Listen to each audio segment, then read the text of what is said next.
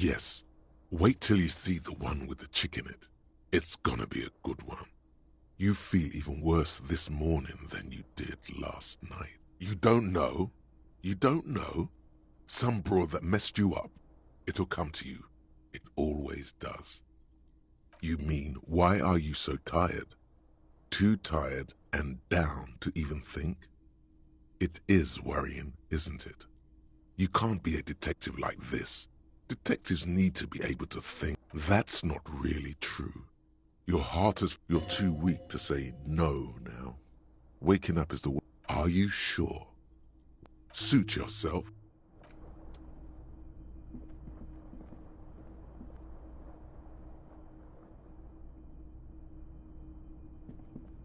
The window stands.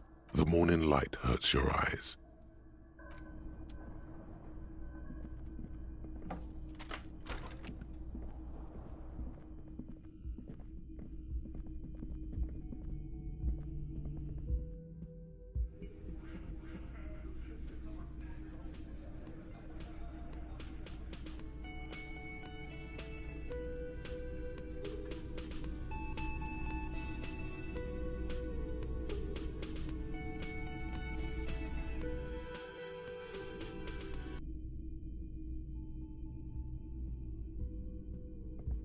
Morning. I've got some good news. I took care of the body. The thought of him decomposing in my MC wouldn't let me sleep. Well, he's in processing now. We have other matters to attend to. Oh well, we'll get the armored boots in another lifetime. The Union muscle finally turned up, and they look rowdy. We need to talk to them.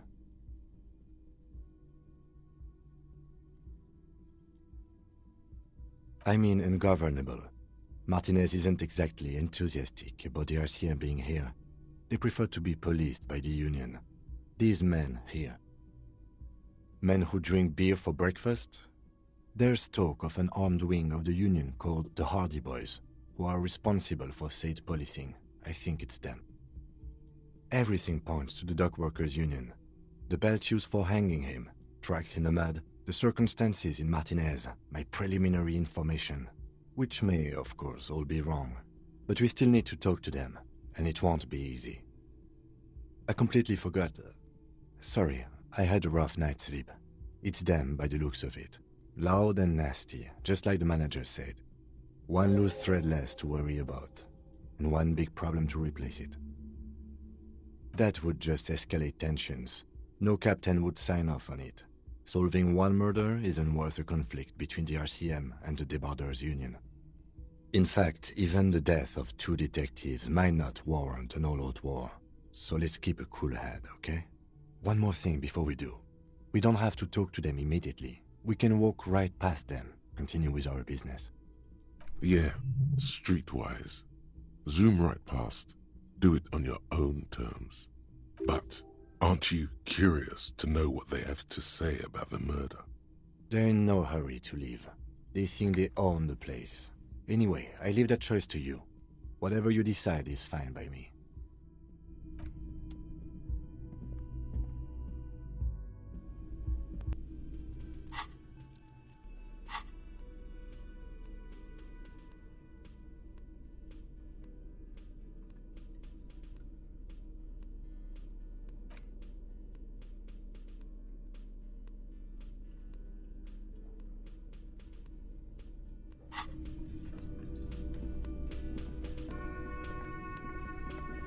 Can I help you?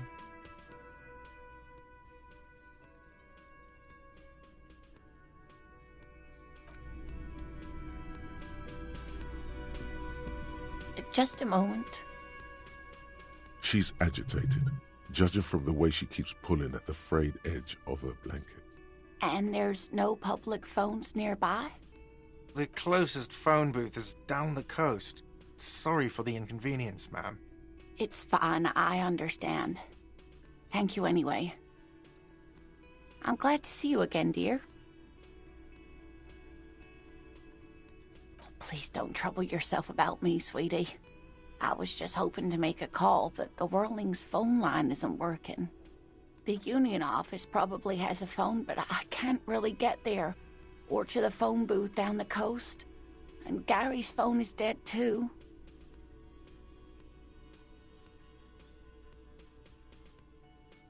The manager was vague about it. Why would he be vague about phone problems? This is something to look into later. Ask God, maybe. To let the young woman who's house-sitting for us know that we may be delayed. Morel, my husband, and our friend Gary were supposed to get back by Monday night, but they're still missing, and I haven't heard from them. I was also hoping she'd heard from Morel. A little missing persons puzzle might just be the thing to take your mind off the hangover.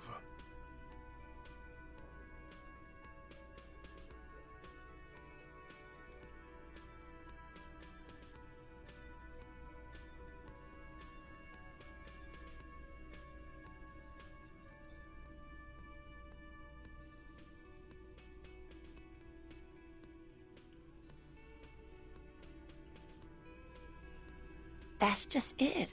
This isn't like him at all. He always plans his expeditions so carefully. But you have more important things to worry about. More important than a missing expedition? I don't know. Expeditions often lead to something interesting. Oh dear. I'm not sure where to begin.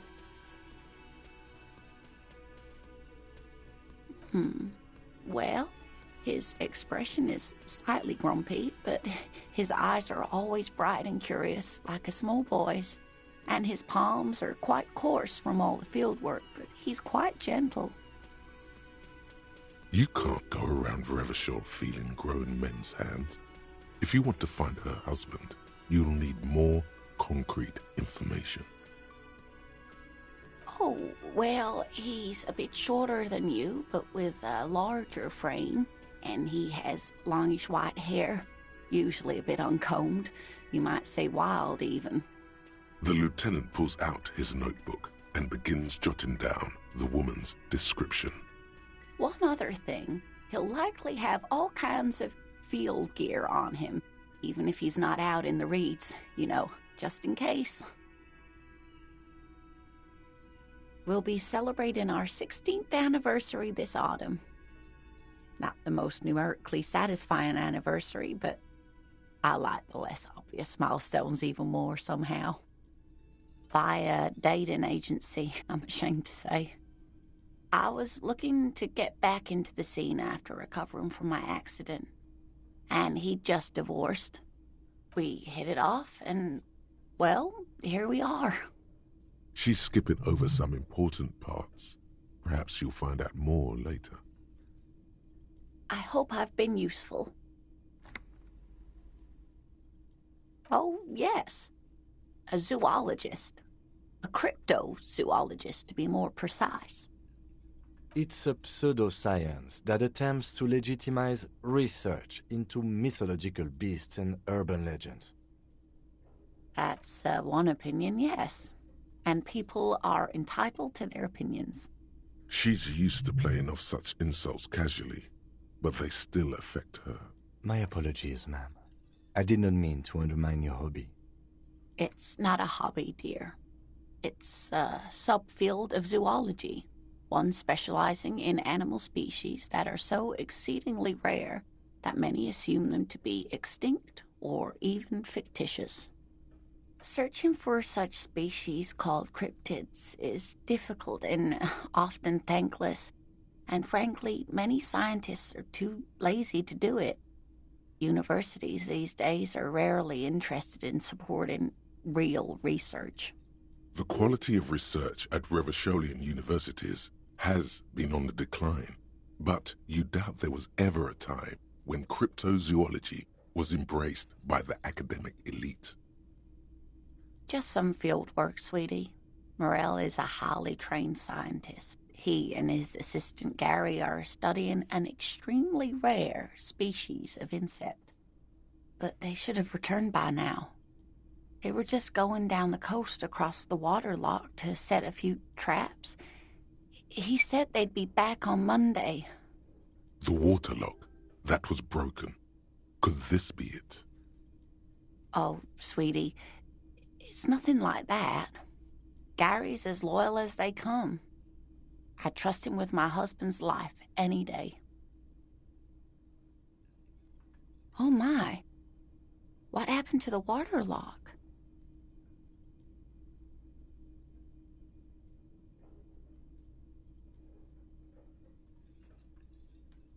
Oh, sweetie, if it weren't for you, I'd be looking forward to another sleepless night. Thank you from the bottom of my heart. Thank you both. You're welcome, ma'am. I hate to ask, but if your investigation takes you to the other side of the coast, please do keep an eye out for my husband. Yes, some left-field scientific research is exactly what you need right now. Funk up that vanilla murder investigation. And if you see him, let him know Lena is waiting for him here at the Whirling. He gets so tangled up in his work that he may not know the water lock's been repaired, and it's cold out there. Oh, you're such a dear. Thank you, sweetie.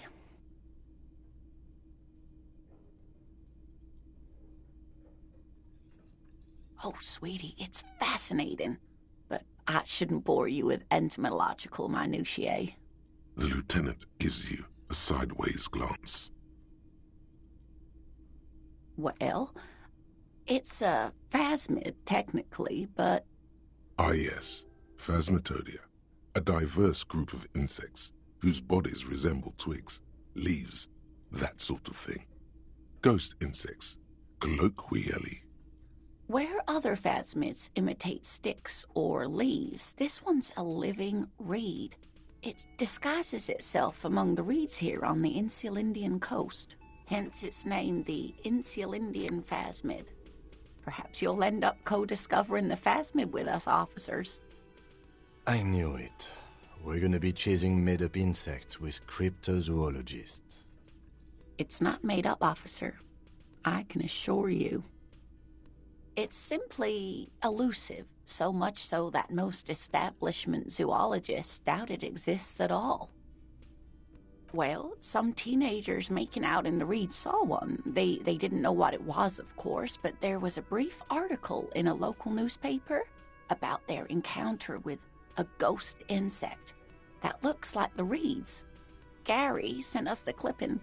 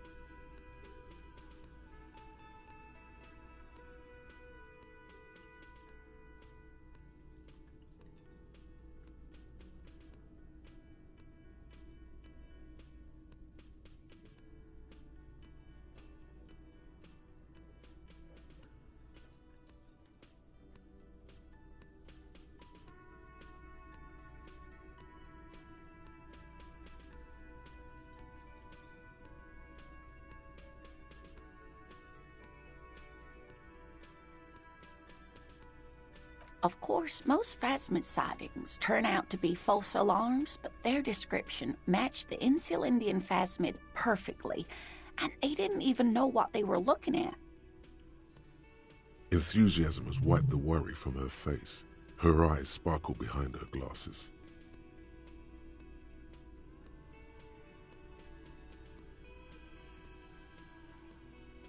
I suppose I have something of a personal connection to the Insulindian phasmid.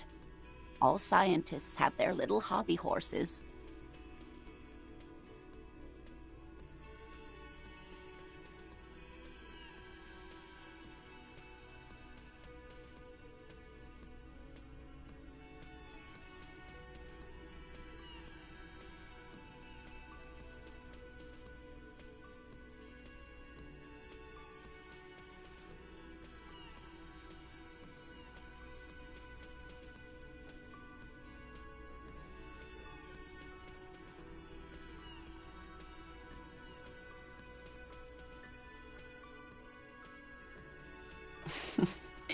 Not at all.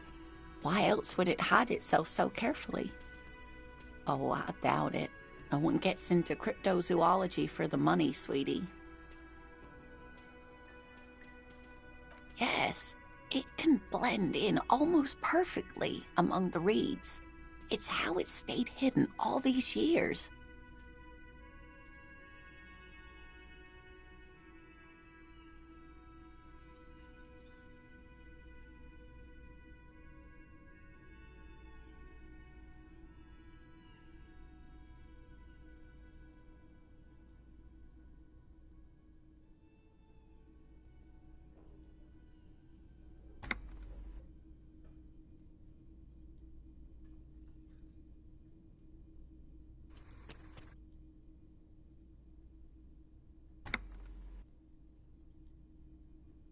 Oh dear, I'm afraid I'm not explaining this very well. It is very special. Morel can explain it all much better. I wish you could hear him describe it. Then you'd understand, I'm sure. Hey, so we've been monitoring you internally, and now we know your copo type. Guess. Yes, sorry cop. The cop who's sorriest. Of course you are. It's so that won't happen.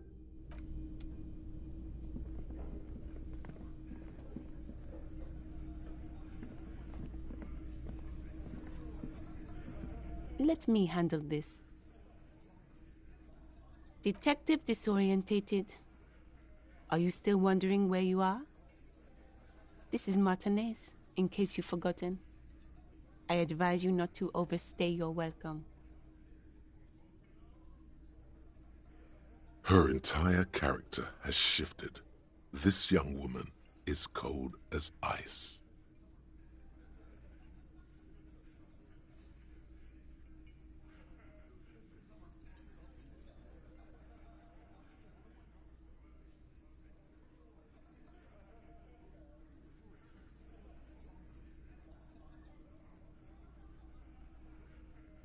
Yes, extremely normal.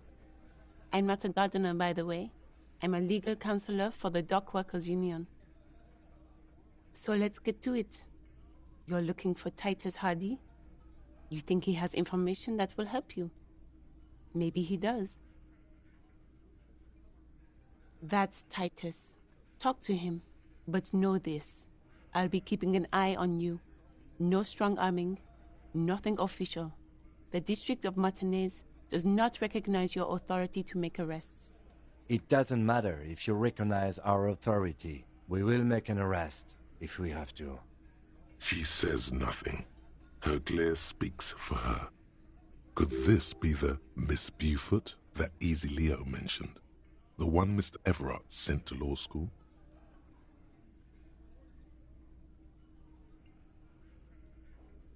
I suggest not wasting time on trivial pleasantries and focusing on why you are actually here. Even though she has excellent control over herself, something moved behind her eyes, in the way she stands, in her face. No. Talk to Titus.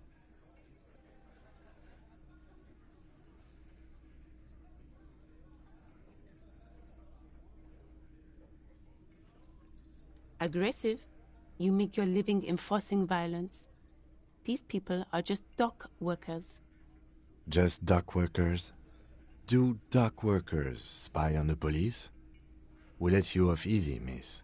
Don't think it will happen again. Listen, you moral intern lackeys. You're a mob, enforcing the unlawful privatization of Revachol. 20 fat men in the Occident are stealing it all, and you're their bodyguards. Fuck yeah. So ask what you came to ask, or get back to your commanders.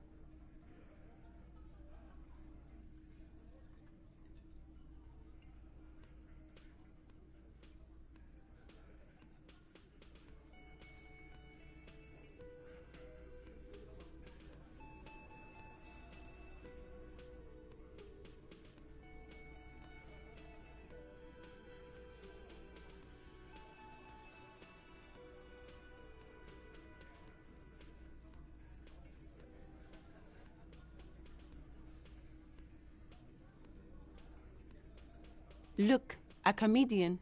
Do your job, ask your questions, then get out of Martinez. Strange. It's as if people don't believe a cop could be a socialist revolutionary.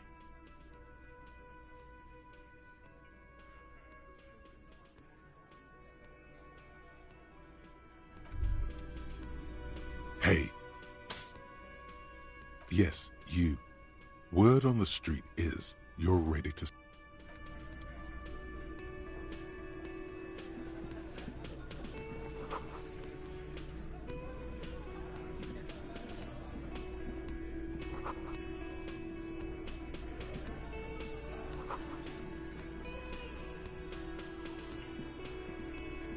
This is where you say your bit.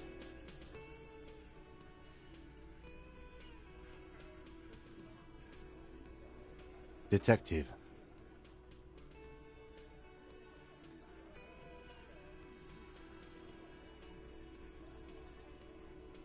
Oh, this is about him. A real looker, that one. You sure took your time, huh? Waited for him to get real ripe and pretty for you. Oh, he was a real pretty boy.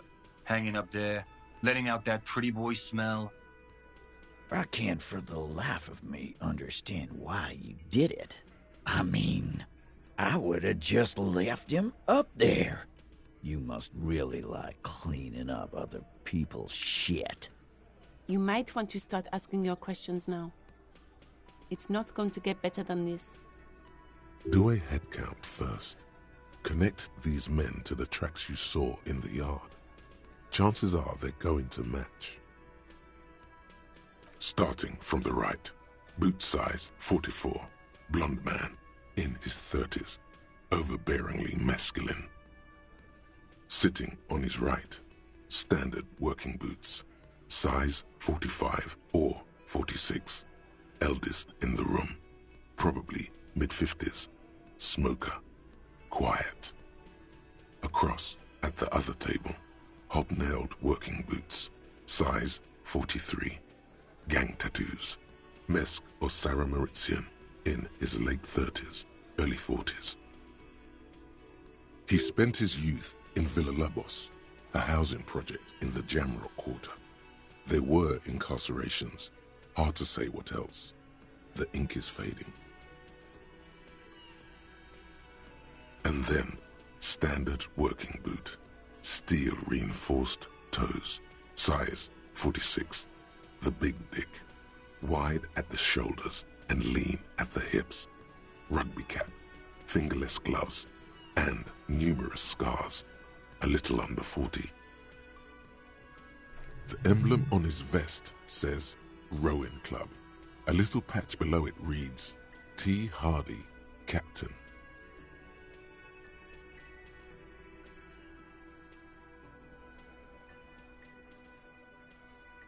In the far corner, standard working boot, steel reinforced toes, size 44, 40-something, non-alcoholic beverage in hand. You squint. Is that a plectrum?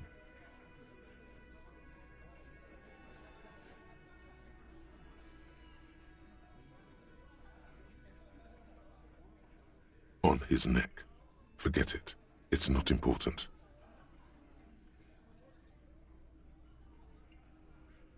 Let's call this one the musician. Size 41, with the light step. Not a child, after all. An older man with a rat face, mean, watery eyes, and 2 front teeth missing.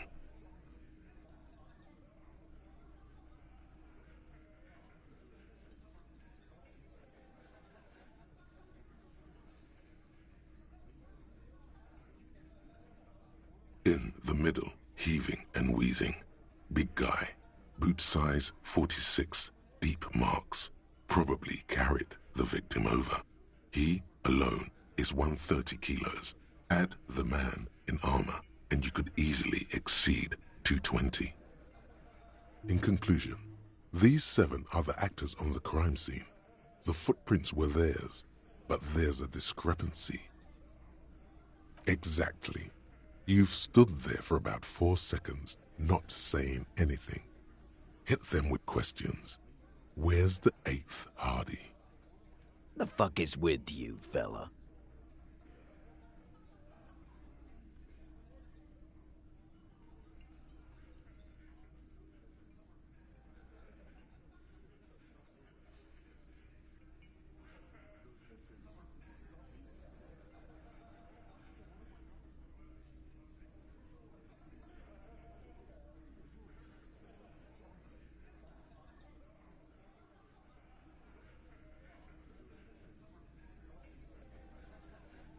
The pretty boy. You guys really love talking about that pretty boy. Funny. But my partner and I have a serious matter to discuss with you.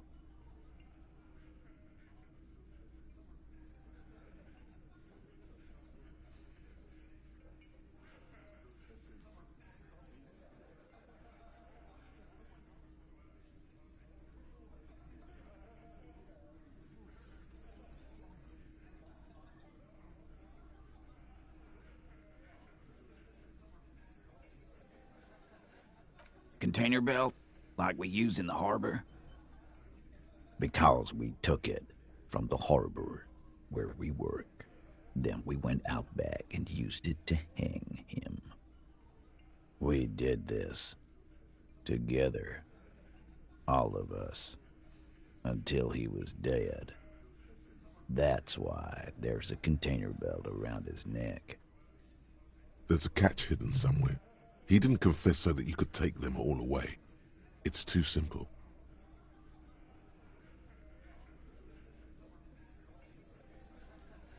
There is no catch.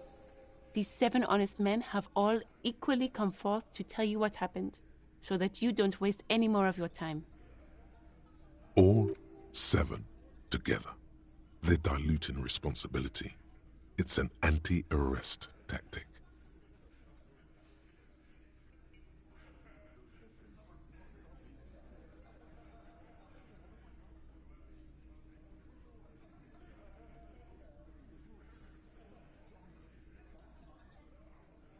Huh? There was a bullet in the dead man's brain. Why was it there if you hanged him? How the fuck do I know? Anyone could have shot him. Target practice, maybe. Interesting, sire. It's as if he's lying to protect someone. He's not very good at it. This line of questioning is over. You got the cause of death already? Hanging. If there's any post-mortem trauma, it's your problem. This will not turn into a cross-examination.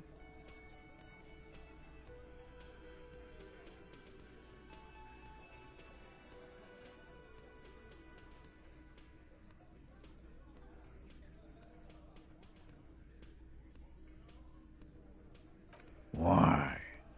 'Cause he was worthless mercenary scum. And he stepped out alive in my town. And he stepped out of line. What kind of mercenary? The kind that shows up when you start a strike. The experienced kind, too. A live grenade, right here in our bar. I can't prove it, but I know he was sent by the Wild Pines. They hire merc shit like that. Story of every strike from here to Samara. 'Cause one night, he walked straight up to the mic and said, "I'm RNE's goddamn special forces, and I'm gonna fuck you all." Really? Yeah, really. Had a gin and tonic up there, sang some RNE's paratrooper song, and said he's gonna fuck everyone. We couldn't believe it either, but he fucking did, right there. Like some kind of animal. Sire, the tale is true. This is a serious violation of the karaoke code. Wrong.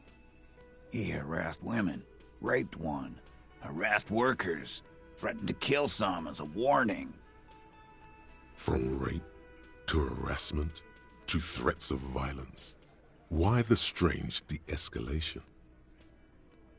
To kill us all, if we don't open the gates, if we don't let the scabs in, if we don't bend over.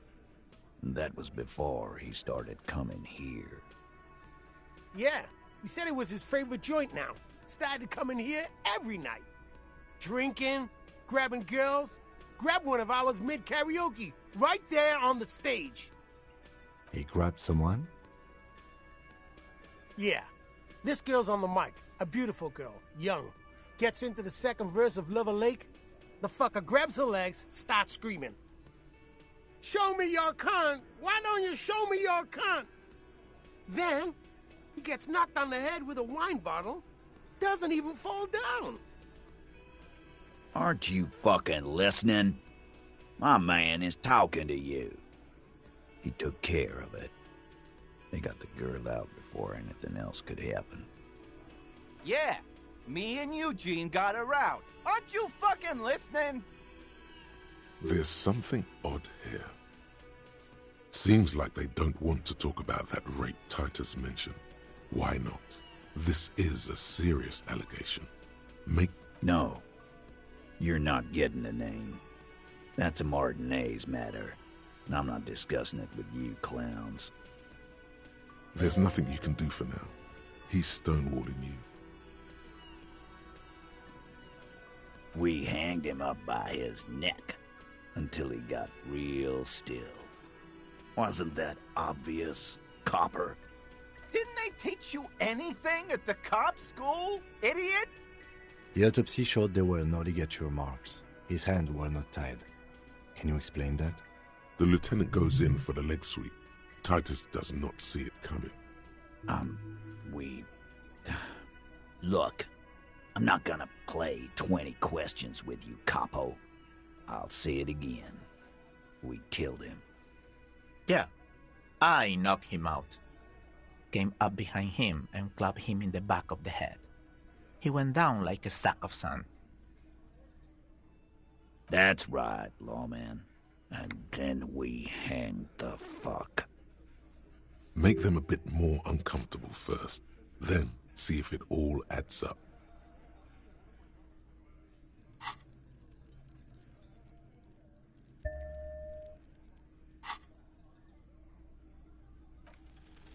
Titus is solid as a rock, and so are a few others.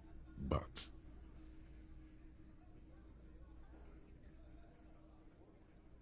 Elaine, who looks like he might be Titus's right-hand man, the least antsy of the bunch. Definitely not his first time being questioned by the police. This little rat-faced fellow is solid, too. Always fidgety, yes, but no change there. Him neither. Mostly keeps to his tomato juice, or whatever he's got there.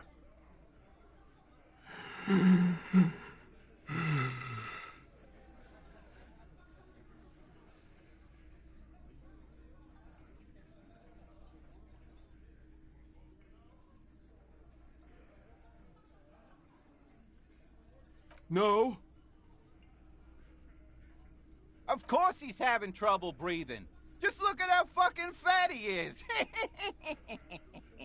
Fuck off, Shanky. Angus is a powerful guy. All muscle. Keep your eye on this powerful guy. Sooner or later, he's going to break like a piece of twig.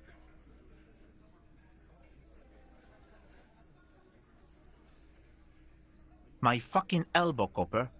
Samaran boxing style. Samaran boxing, or Sambo, is an eloquently violent set of one-on-one fighting moves, originating from the Samaran Isola. Sambo style implies stealth, cleverness, and cool. He may be lying, but he's good at it. No twitching, no rushing, no uncalled for details. Right fucking here. Eugene already told you that the fuck had started coming to our bar. Yeah, man, weren't you listening?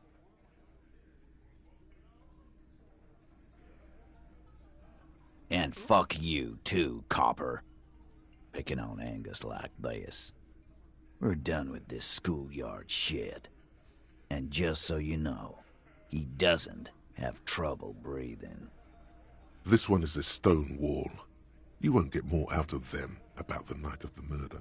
Not yet. Like what, Copper?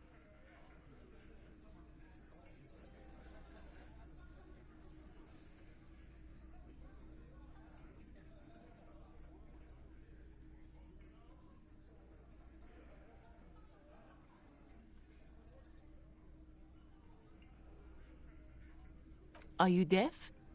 There will be no singling anyone out. You can't arrest a Hardy Boy without arresting all Hardy Boys. Do you think you could do that? Do you think you could arrest them all? A trick question. Don't let her lead the conversation.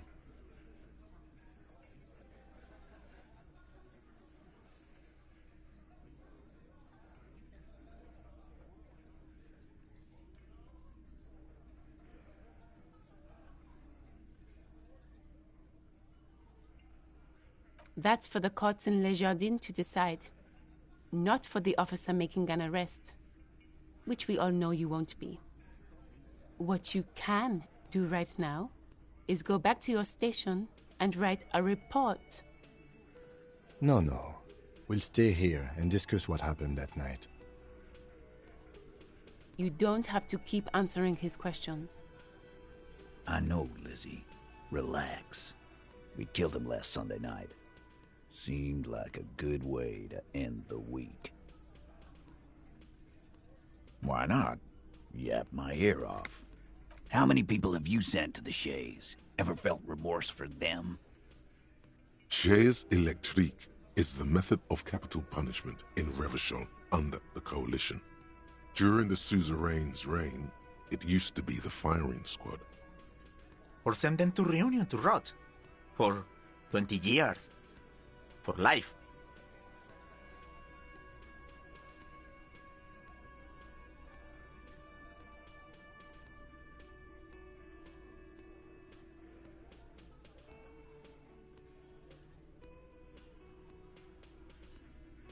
The River Esperance Correctional Facility, a military prison run by the Coalition, dubbed Reunion by the inmates.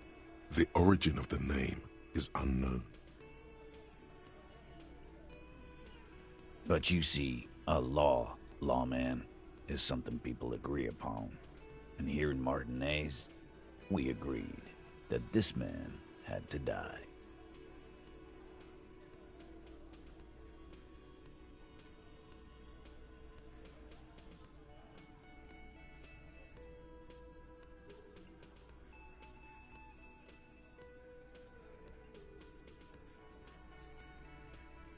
Yeah, lawman. Why don't you?